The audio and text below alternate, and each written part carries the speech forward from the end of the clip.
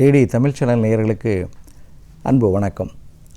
சித்தர்வழி மருத்துவத்தில் இன்றைக்கு நாள்பட்ட சளி இருமல் ஆஸ்துமாவிற்கு எந்த மருந்தை எடுத்தால் முழுமையாக குணமாகும்? ஏன்னா இப்போது இந்த நோயால் பாதிக்கப்பட்டவங்க நிறைய பேர் இருக்காங்க. எப்போ பார்த்தாலும் எனக்கு சளி இருமல் இருந்துகிட்டே இருக்குது டாக்டர். அதே போல் இந்த வீசிங் பிரச்சனை இருந்துகிட்டே இருக்குது. அதாவது என்னுடைய இந்த ரொட்டாகாப்ஸ் இல்லாமல் என்னால் வெளியில் போக முடியல. வீட்டிலையும் பார்த்திங்கன்னு சொன்னால் இருக்கும் பொழுது தினசரி ஒரு வேளையாவது நான் பயன்படுத்தணும், அல்லது வாரத்திற்கு 2 முறை 3 முறை நான் இதை பயன்படுத்தி ஆகணும். நானும் ரொம்ப நாளாக எடுத்துகிட்ருக்கேன், இது கட்டுப்படவே இல்லை அப்படின்னு சொல்லி நிறைய பேர் இந்த நோயால் பாதிக்கப்பட்டிருக்காங்க. இவர்களுக்கு முழுமையாக சரியாகணும், இந்த நோயே திரும்ப வரக்கூடாது. அப்போது நான் என்ன மருந்து எடுத்துக்கலாம், எந்த மூலிகையை பயன்படுத்தலாம், எந்த மாதிரி உணவை நான் பின்பற்றணும் அப்படின்னு சொல்லி நிறைய பேர் கேட்பீங்க. முதல்ல நீங்கள் செய்ய வேண்டியது குளிர்ந்த நீர் குடிப்பதை கண்டிப்பாக தவிர்க்கணும். எப்பொழுதுமே இந்த நோயால் பாதிக்கப்பட்டவங்க மட்டுமல்ல, எல்லோருமே என்ன பண்ணணும், தண்ணியை கொதிக்க வைத்து ஆற வச்சு குடிக்கணும், அல்லது இளம் சூடான தண்ணி, லூக்வார்ம் வாட்டர், இதுதான் நம்ம குடிக்கணும்.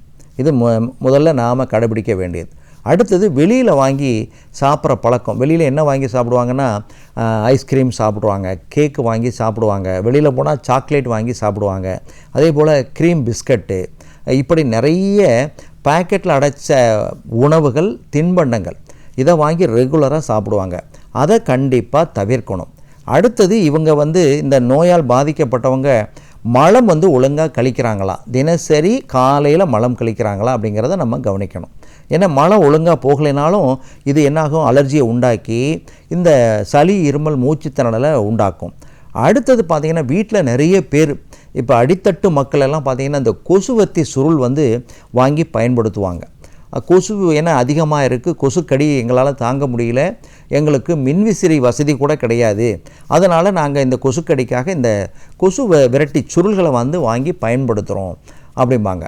இதை பயன்படுத்துகிற வீட்டில் பார்த்திங்கன்னா இருக்கிற குழந்தைங்களுக்கு, பெரியவங்களுக்கு பார்த்திங்கன்னு சொன்னால் இந்த தும்மல், மூக்கடைப்பு, வீசிங் பிரச்சனை இருந்துக்கிட்டே இருக்கும். ஒரு சிலருக்கு பார்த்திங்கன்னா இதயம் எனக்கு வேகமாக துடிக்குது, படபடப்பாக இருக்குது அப்படின்னு நிறைய பேர் சொல்லுவாங்க.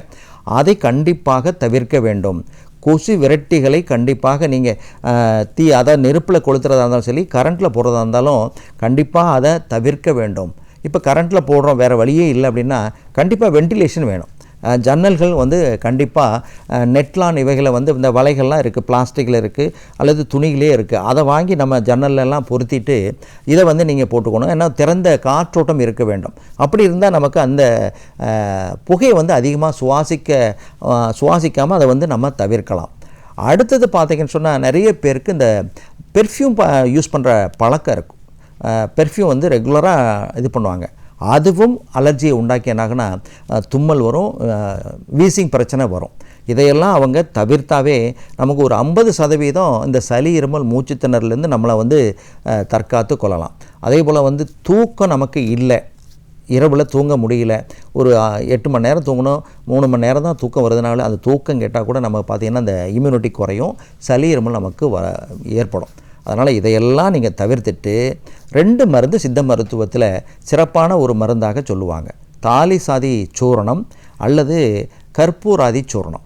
இந்த 2 மருந்தில் ஏதாவது ஒன்று வாங்கி அந்த நோய்க்கு ஏற்றவாறு, நோயாளியினுடைய வயதுக்கு ஏற்றவாறு, குழந்தைங்களாக இருந்தால் 1/4 ஸ்பூன் எடுத்து தேனில் கலந்து 3 வேளை சாப்பிட்லாம். பெரியவங்களாக இருந்தால் 1/2 ஸ்பூன், அதாவது 2லிருந்து 4 கிராம், குழந்தைங்களுக்கு 2 கிராம், பெரியவங்களுக்கு 2லிருந்து 4 கிராம் எடுத்து தேன் நிறைய விட்டு குழைச்சி 3 வேளை ஆகாரத்துக்கு பிறகு நீங்கள் தொடர்ந்து கொடுக்கலாம். அடுத்தது கற்பூராதி தைலம். அதை எக்ஸ்டர்னல் அப்ளிகேஷன், நல்ல நெஞ்சு, முதுகு, விழாப்பக்கம் எல்லாம் நல்லா சூடு பறக்க தேய்ச்சி விடணும். அதே போல் ஆவி பிடித்தல், நொச்சி இலை, ஓமவல்லி இலை, துளசி இலையை தண்ணியில் போட்டு நல்லா கொதிக்க வச்சு அந்த ஆவியை பிடிச்சாலும் நமக்கு சளி இருமல் மூச்சுத்திணறல் கட்டுப்படும். மீண்டும் ஒரு தகவலோடு உங்களை சந்திக்கின்றேன். நன்றி, வணக்கம்.